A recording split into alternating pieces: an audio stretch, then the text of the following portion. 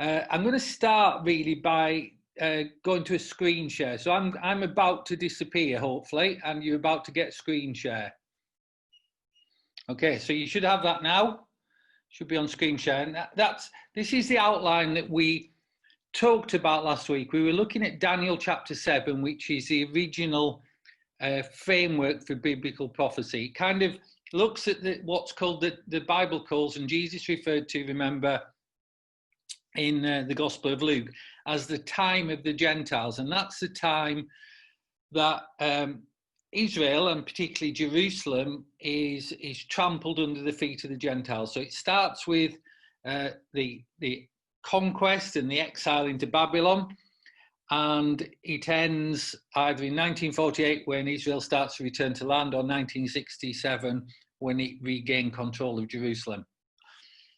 And we looking at Daniel's prophecy. So in the first few verses, we saw that there was 4 winds of heaven, and there was stirring on the face of the Great Sea, which we take to be the Mediterranean, and that 4 great beasts came from that sea, and they were all different from each other. And the first one had lions, looked like a lion, but it had eagle's wings, and the wings were plucked. It was made to stand, and a man's heart was given to it. So that's where we started last week, and it was the appearance of that first beast. So what we find, so I just want to go back and make a few comments on that initial bit. So what we find is that 4 winds, that stirring, that striving on the Mediterranean, when we get to John's vision of the end in Revelation 7:1, what it tells us there is that the 4 winds were quelled, and then the 7 seals are open. So this stirring of these winds, they begin this period. They begin something that causes a chain of events, and that chain of events, that rising and falling of nations, only stops when we get to right at the end, when those 4 winds are stopped, and then judgment begins as the 7 seals are opened. And then we find that there are other beasts that appear. The second beast is described as like a bear. It's got 3 ribs and teeth. It rises and devours much flesh. Then there's a leopard with 4 wings on its back, 4 heads, dominions given to it. And there's a terrible strong beast with iron teeth who devours and breaks others to pieces. Now, you remember what I said last week is that we wouldn't really have a great deal of idea what these were talking about, although in retrospect we would now. But actually, Daniel is visited by the angel Gabriel, who gives an interpretation of what these things mean, and it's that we're going to be looking at tonight. Now, what is interesting about these things is that these are recurring themes. These beasts are recurring themes. So when Hosea is prophesying the judgment on Israel, one of the things I'll go to it. So it's Hosea chapter 13, verses 4 to 14. You don't necessarily need to turn it, but if you want to check it out, you might want to. Hosea 13, verses 4 to 14, and this is him prophesying judgment on the Jews, on Israel, because of their disobedience to God. And this is what he says, and it's chapter 13, beginning at verse 4. Yeah, I am the Lord your God, ever since the land of Egypt. You know no God but me, and there is no Saviour besides me. I knew you in the wilderness, in the land of great drought. When they had pasture, they were satisfied. They were satisfied, and their heart was exalted. Then they forgot me. So I will be like a lion to them. Like a leopard, I will lurk in the path. I will attack like a bear bereaved of her cubs, and tear open their ribs. I will devour them like a lion, as the wild beast would tear them to pieces. O Israel, you are destroyed, but in me is your help. When now is your king, that he will save you in all your cities? And where are your judges, of whom you said, give me kings and princes? I gave you a king in my anger and took him away in my wrath. The iniquity of Ephraim is bound up, his sin is stored up. The pain of childbirth come before him. He's an unwise son because he does not present himself at the opening of the womb. Now, what Hosea is basically saying there is he's agreeing with the prophecy in Daniel that as these empires rise and fall, one of the things that is a result of that is that Israel, the Jews, are scattered. They're taken into captivity initially, and then they are scattered. And it's a product of this rising and falling of nations that was begun by that stirring on the Great Sea. In Revelation 13, we read this.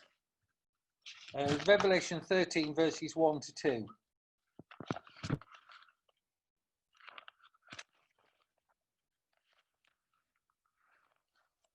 I stood on the sand of the sea, and I saw a beast rising out of the sea, having 7 heads and 10 horns, with 10 crowns on his horns, and blasphemous names on his heads. The beast I saw was like a leopard. His feet were like those of a bear, and his mouth like the mouth of a lion. The dragon gave him his power and his throne and great authority. Now, what that tells us, and that's referring to this, the Antichrist that we've been talking about, the man of lawlessness, is that he carries the characteristics of each of these empires that have risen and subjugated Israel and large parts of civilization. And so he is the culmination, he's almost the antithesis of all that was embodied in these nations that took into captivity and scattered the people of God and took them into slavery and so on.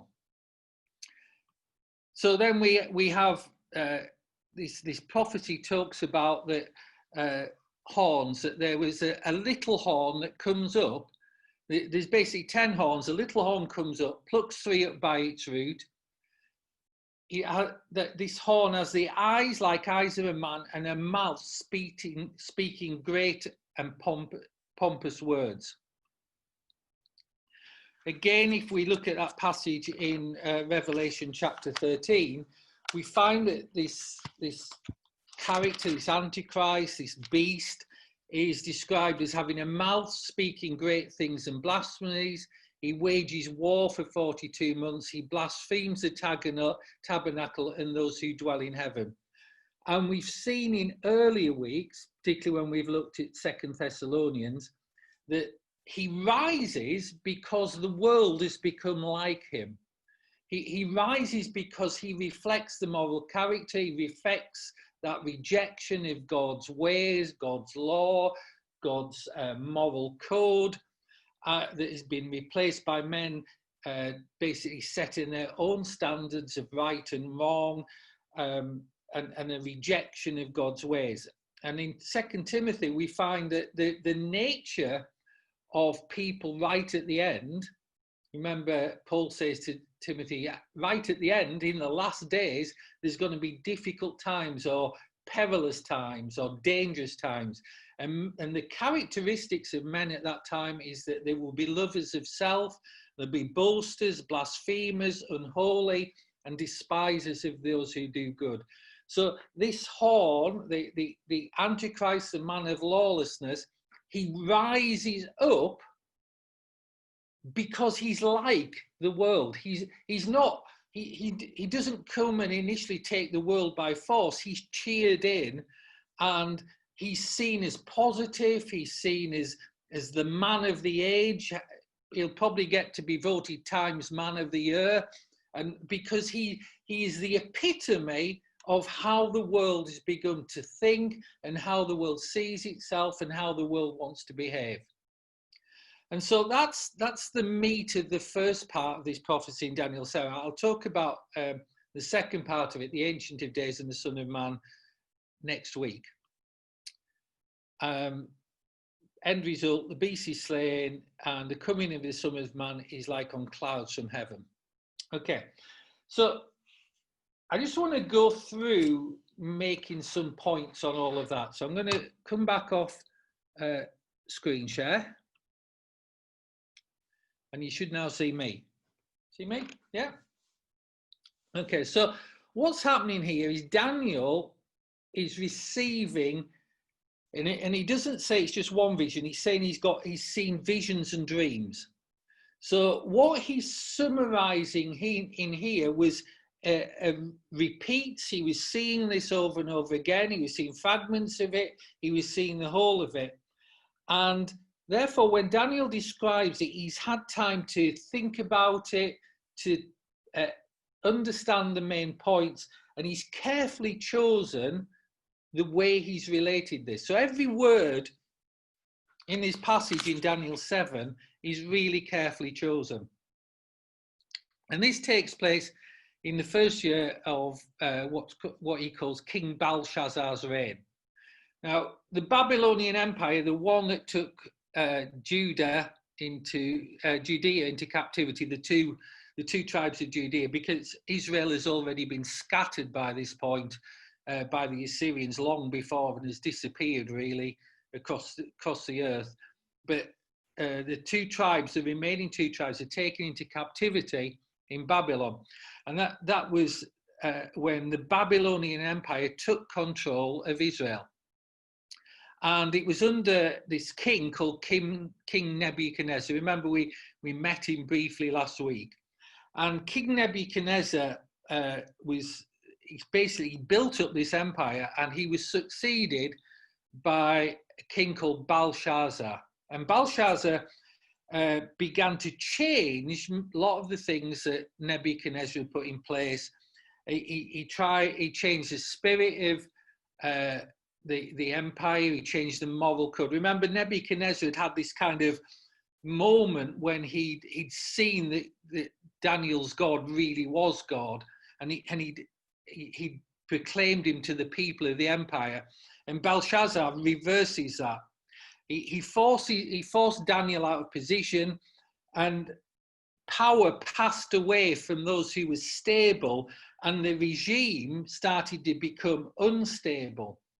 And the empire started to decay really quickly. So this amazing Babylonian empire started to decay really quickly under this Belshazzar.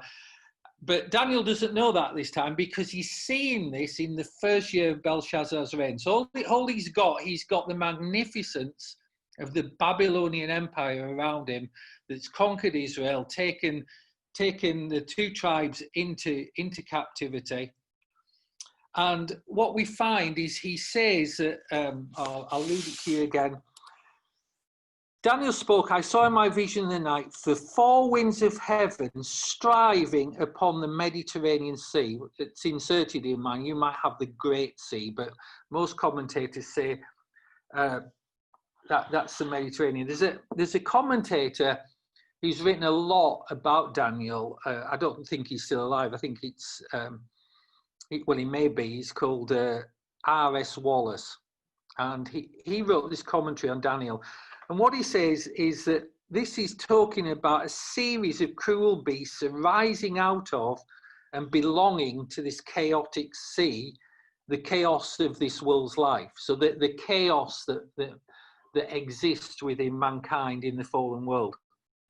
And they arise out of the chaos of this fallen world.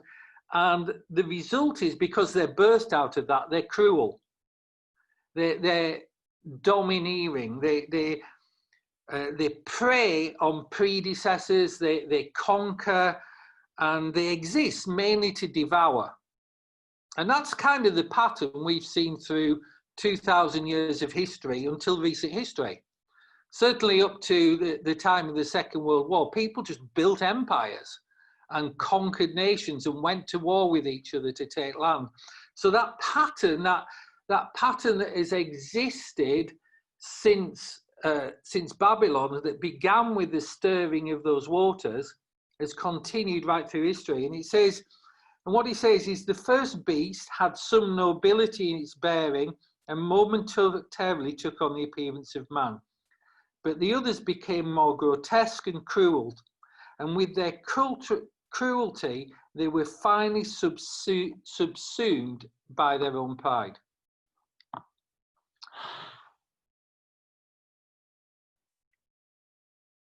Now, I want to just come back to that verse again when it said the four winds of heaven striving on the Mediterranean Sea. That word winds is actually the same word as gets translated spirit. So I think what it's referring to is a supernatural stirring initiated by God, by his spirit. So God initiates this chain of events of nations rising and falling, and which culminates at the end of history. And so whilst God doesn't control every detail in an individual person's life, he doesn't work like that. What he does is he is in control of history, and he is working out a plan throughout history to bring everything to a conclusion and to restore us back to a world without sin, ruled over by Christ. And his step in this plan was to start to stir and cause nations to rise and fall. So although they are pursuing their own purposes, they are also causing things which give rise to his purposes too. And that's kind of what that's saying. So in 7:3, we see these kingdoms starting to come: the lion, the bear, the leopard, and then this cruel beast with the iron teeth and all the rest of it. And what we're told is that these kingdoms, so that in verse 17, when we get onto the interpretation of it, the angel tells him, these great beasts which are four kings which arise out of the earth. So each of these represents a great king or a great kingdom. It represents individual power that creates an empire. And so we know that's the interpretation. Now, what I want to show you is that this isn't the first vision or picture that people have seen of this, because back in Daniel chapter 2, King Nebuchadnezzar, when Daniel was a younger man, King Nebuchadnezzar had a dream, and Daniel comes and interprets that dream for him. And that dream also gives a sequence of kingdoms in the same way as this gives a sequence of kingdoms.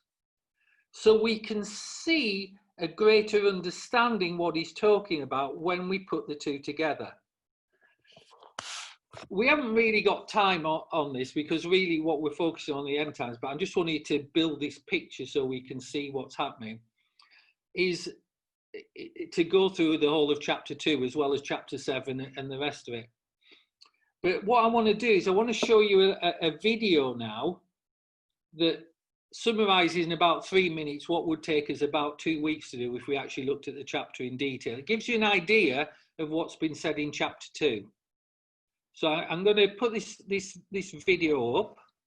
Okay, so it's about 3 minutes 21. You can see that on the bottom. And this is the vision that Nebuchadnezzar had in chapter 2. And as we go through it, you'll see that it corresponds to kingdoms rising and falling as well. Here we go. Did you know that the prophetic dream that Nebuchadnezzar had in Daniel chapter 2 could have potential implications for us today? The dream featured a huge statue of a man whose splendor was excellent and its form was awesome. The head of the statue was of gold, its chest and arms of silver, its belly and thighs of bronze, its legs of iron, its feet partly of iron and partly of clay. Each section represented a kingdom, and the head of gold was one of those kingdoms, of Babylon, ruled by Nebuchadnezzar himself. The second section, the chest and arms of silver, was to be a second inferior kingdom, which we are told in Daniel 5 was the Medo-Persian Empire. The third kingdom, the belly and thighs of bronze, was Greece, ruled by Alexander the Great. And the fourth kingdom, the legs of iron, was undoubtedly Rome. The fifth kingdom, however, is the feet of iron and clay, and that is the kingdom that will be smashed by the rock, bringing down all the other kingdoms before it. Daniel 2:34. Now, while opinions differ on who this last empire is, most Christians believe that this is to be the Antichrist kingdom, the final kingdom, which is spoken of in Revelation chapter 17, verses 12 and 13. Here, the Antichrist leads a coalition of 10 nations, which is in verse 14, is defeated by Christ, who then sets up his eternal kingdom, where the kingdoms of the world become the kingdom of our Lord and of his Christ. Revelation 11:15. Jesus said there will be signs to help us identify the time of the end and of his return. We can rely on the prophetic picture of the statue in Daniel to tell us what the nature of this last kingdom will be. Partly strong, with attributes of the Iron Kingdom, of Rome, for example, and yet with clear weaknesses that come from a divided kingdom. Does this sound familiar? Our hope is secure, though, as the book of Daniel in chapter 2, verse 44, finishes this particular prophecy with these words. And in the days of these kings, the God of heaven will set up a kingdom which shall never be destroyed. And the kingdom shall not be left to another people. It shall break in pieces and consume all these kingdoms, and it shall stand forever. Inasmuch as you saw that the stone was cut out of a mountain without hands, and that it broke in pieces the iron, the bronze, the clay, the silver, and the gold, the great God has made known to the king what will come to pass after this. The dream is certain, and its interpretation is sure. The implications to us in this generation is that we are in that last ruling power, and we need to be aware that Christ's kingdom is soon to come.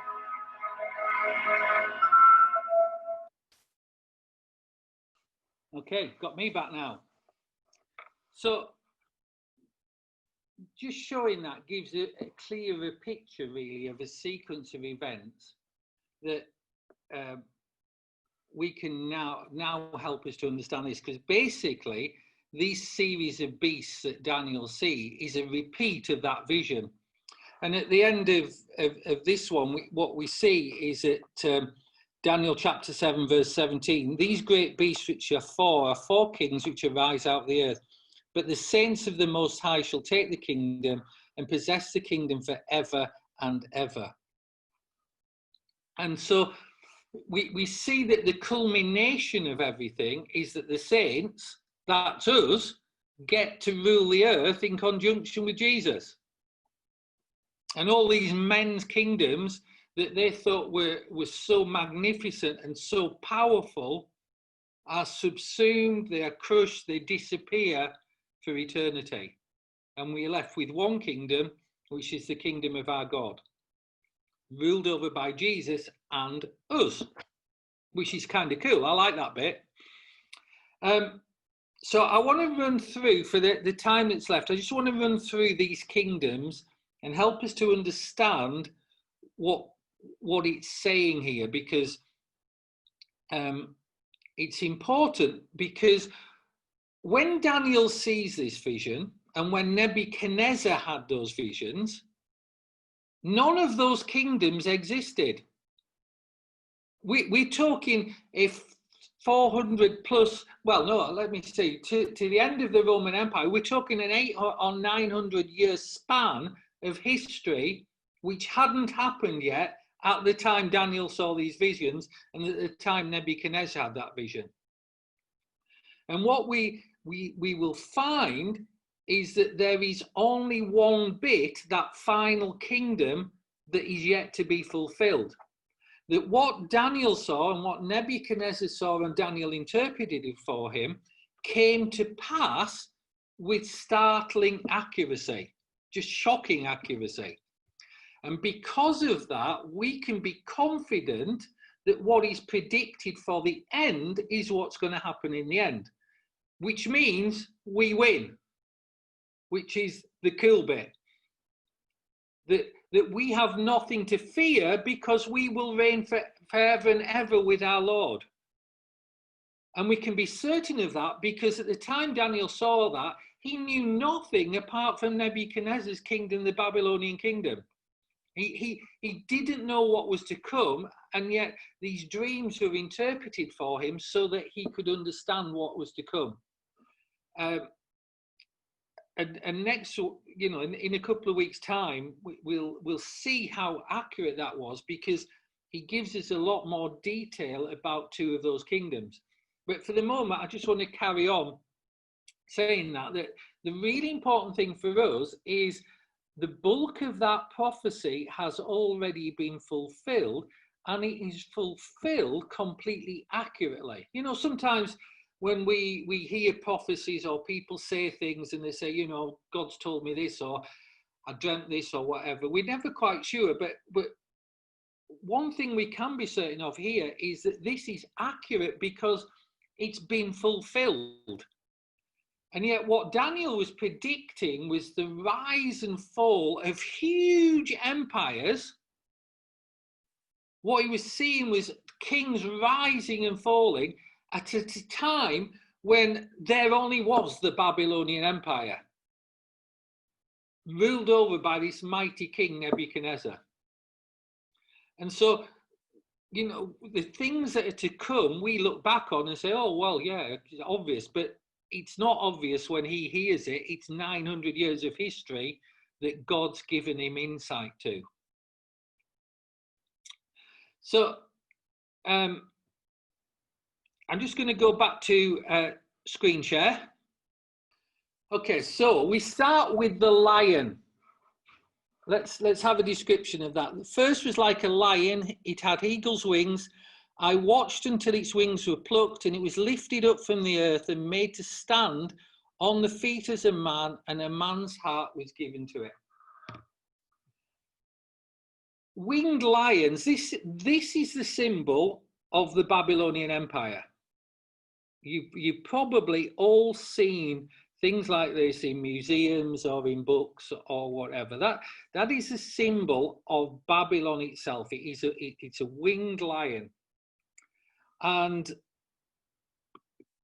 that's not so clear because this is actually made out of bricks, but you can see you've got the image of a lion there with a wing imprinted on it.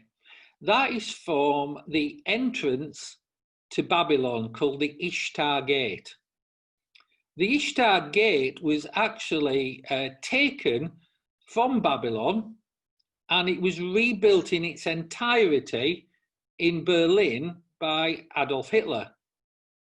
And the Ishtar Gate itself now sits in a museum called the Museum of Pergamon in Berlin.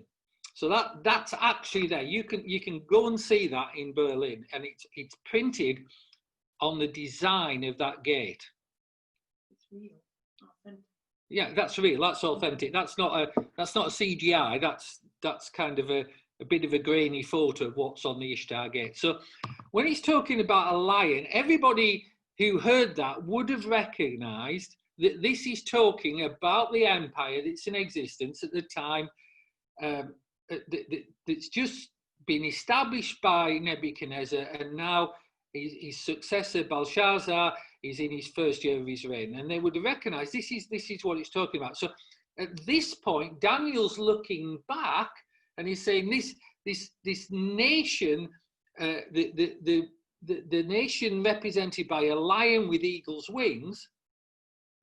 You've already seen that nation, the leader of that nation had his wings plucked. We talked about this last week, that Daniel predicted that Nebuchadnezzar would be humbled, that he would eat grass like a cow, but after a certain period he would be restored. And actually, historically, Nebuchadnezzar went insane for a period.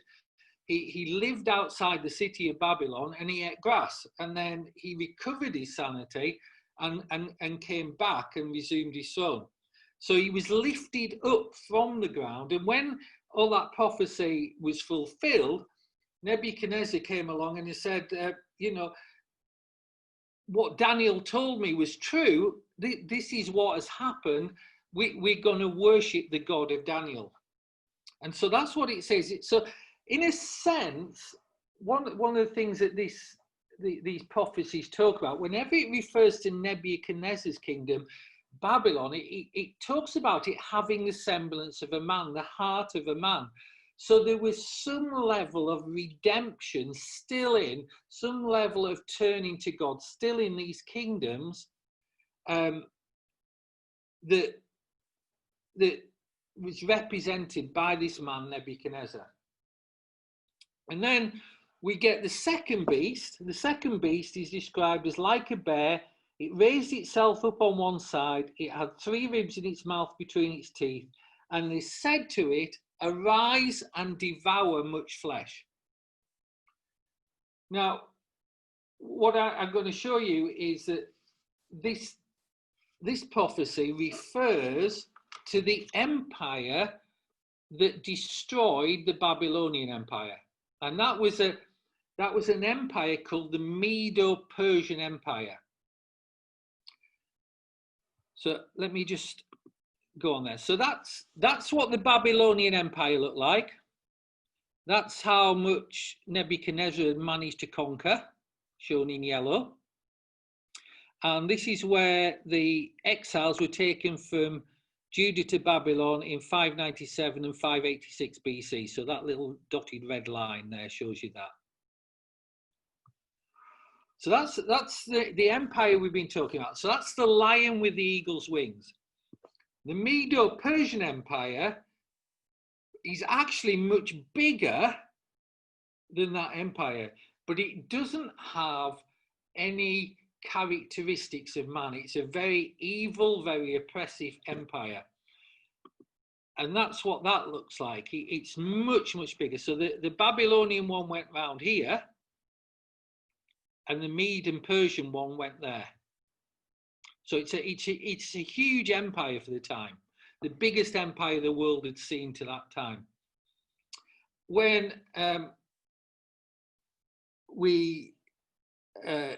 in that vision that we just saw of the statue in Daniel chapter 2, it describes that empire as being stronger on one side than the other.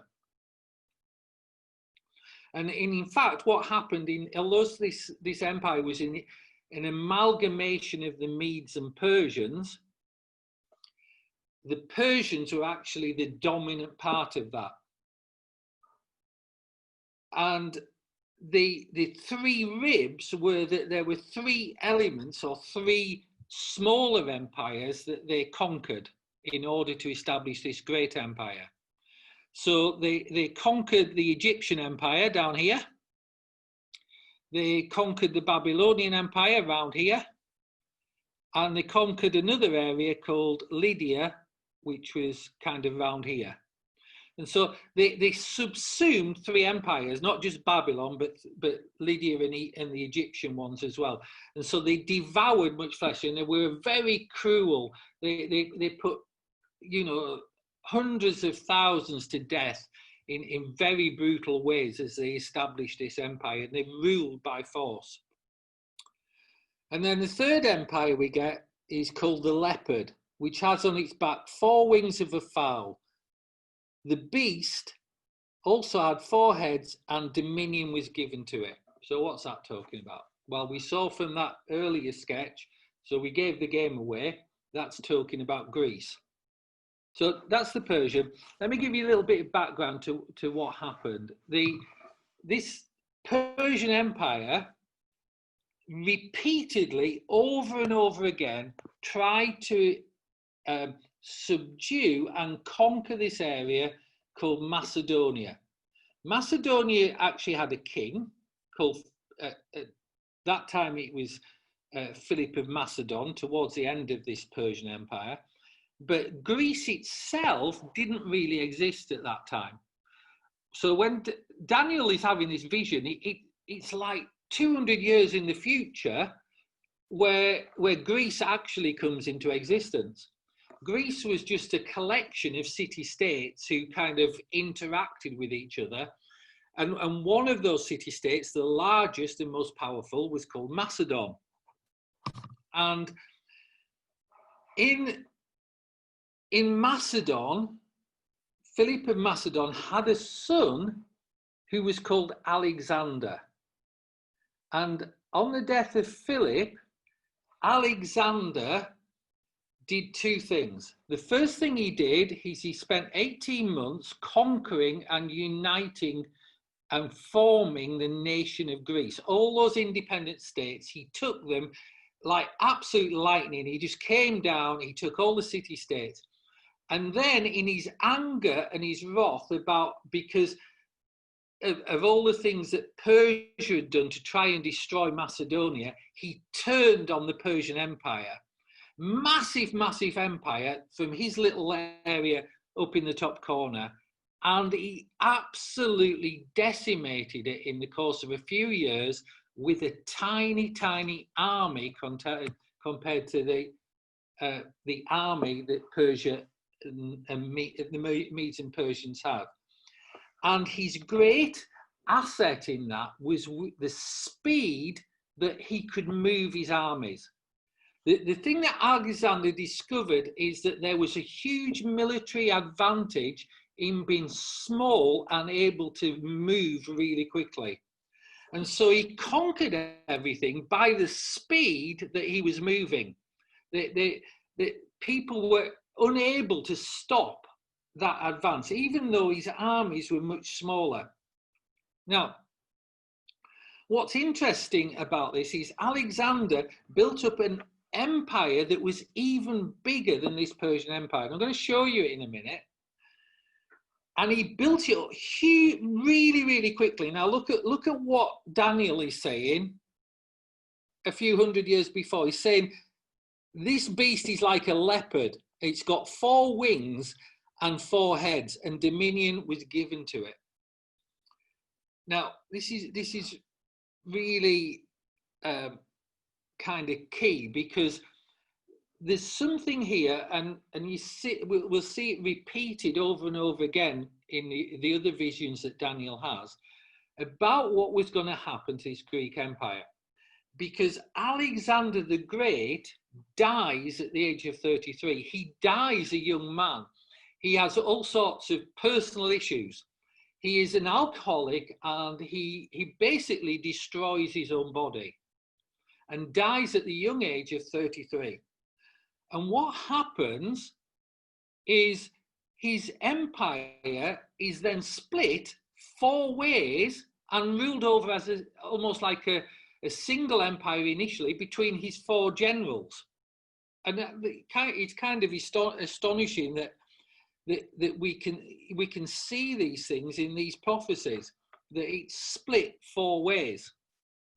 And so this is what comes out of this. So this is the Greek Empire that Alexander built, and you can see it gets split, divided between 4 generals who actually end up going to war with each other, and they eventually give rise to 4 separate kingdoms.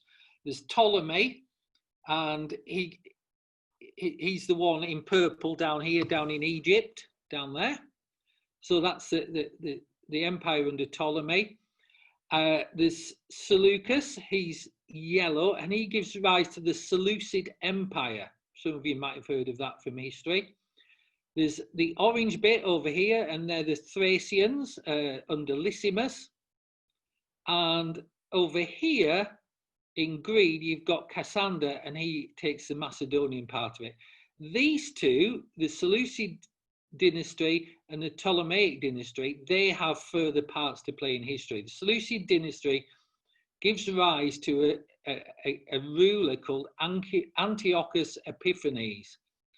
And a few hundred years later, we'll see that he gets deeply involved in the history of Israel and the further destruction of that land. So they're the first 3 empires, and then we have the 4th one. 4th beast, dreadful and terrible, exceedingly strong, great iron teeth. It devoured and broke in pieces and stamped the rest with its feet. It was different from all the beasts that were before it, and it had 10 horns. What is that? That's the Roman Empire. It's bigger, it's more terrifying, it's more ruthless than those that have gone before it. And one of the things that we're going to find is that those 10 horns represent 10 kingdoms that arise from that empire.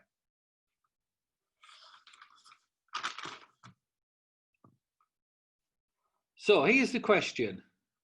I'm going to come off screen share again. What are those 10 horns? Now, what's kind of funny is that people throughout history have tried to fit various maps to work out how the Roman Empire got split 10 ways, because they thought they used to think it would be like the Greek one, where Alexander's empire got split between 4 generals. And what's kind of funny about all that is that everybody's map differs from everybody else's. In other words, there isn't actually anything that you can definitely identify of the Roman Empire getting split into 10 pieces. It didn't.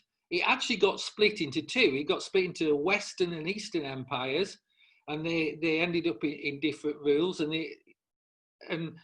then they kind of came back together, and then it got split 3 ways and 2 ways, but it never got split 10 ways. It just disintegrated. But actually, the Roman Empire ruled for hundreds and hundreds of years. It's the longest lasting empire we've ever seen. And it was very strong. Now, what we do know from this prophecy is that there is a beast that has 10 horns. And let's go back. So I'm coming to kind of the end now, but let's go back to Revelation chapter 13 and see if that rings any bells. Revelation chapter 13, verses 1 and 2.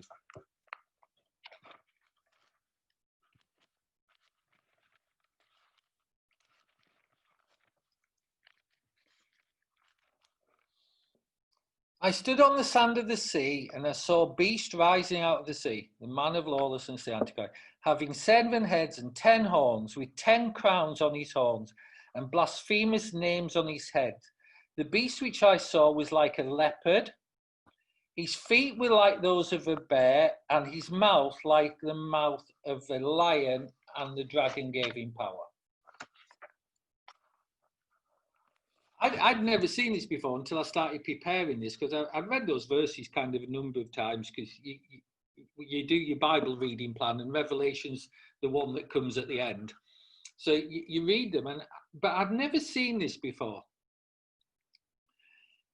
What's really interesting is that this beast, or the Antichrist, has the characteristics of those previous empires: the leopard, the bear, and the lion. However, they're in reverse order.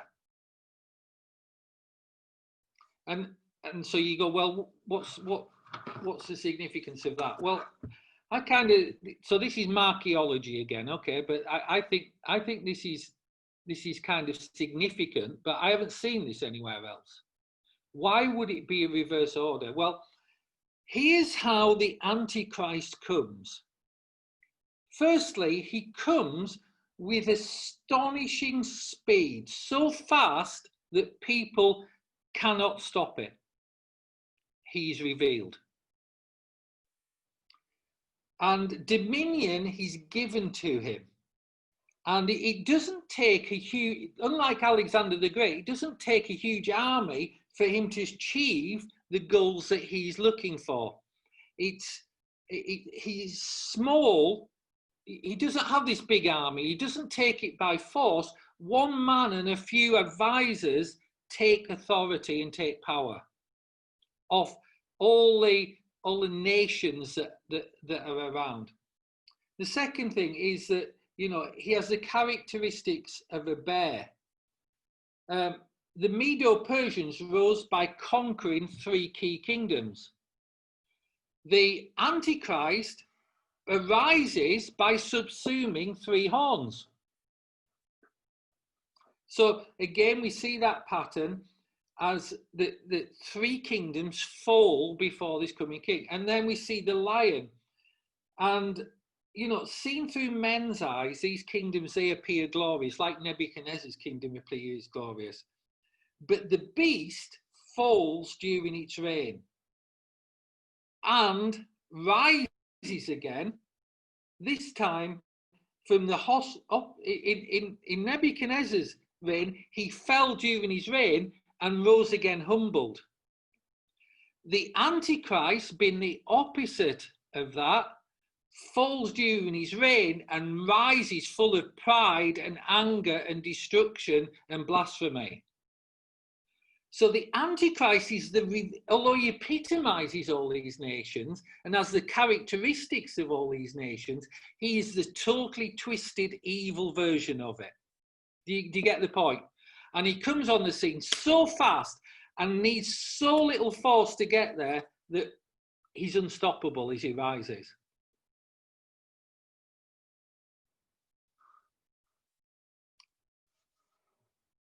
I just want to finish off with one thing because I've got a few minutes left. Just summarize. I've come off screen share, haven't I?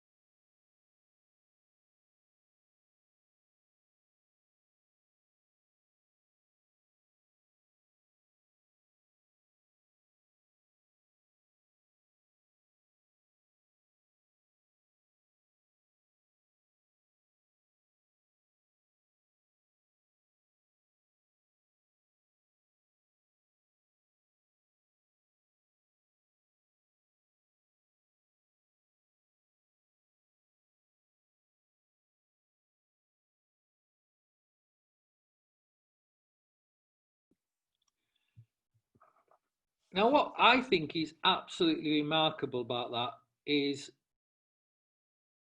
God showed Daniel hundreds and hundreds of years of history.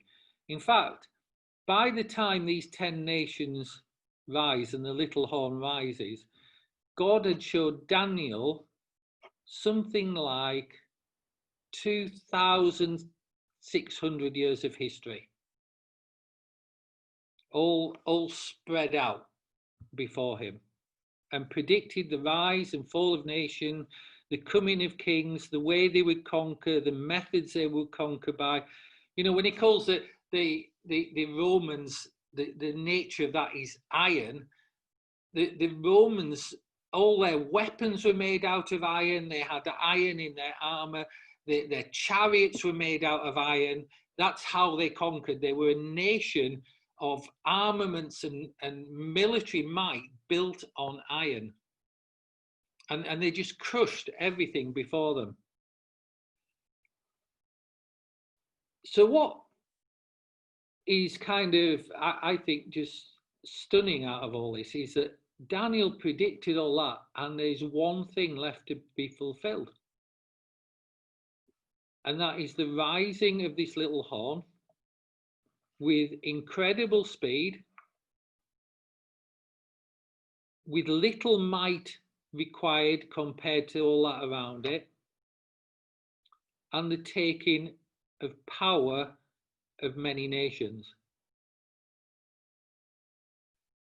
And the final outcome of that is he is destroyed by the stone, by the rock, not hewn by human hands, that crushes those nations of iron and clay and sets up an eternal kingdom forever. And that's our hope. That's our great hope. That's the God we believe in, the King of Kings, the Lord of Lords, who is above all nations, who causes nations to rise and fall. You know, there's that psalm, isn't there? Why do the nations plot in vain? Our Jesus is King of Kings, Lord of Lords over this, and he will crush that little horn. He will crush the Antichrist. And we're going to reign on this earth with him as part of a kingdom that is bigger and stronger and mightier than any empire before it, because it will cover the whole of the earth, and it will be obtained and lived in by peace, not force. The opposite of the way these kingdoms were built.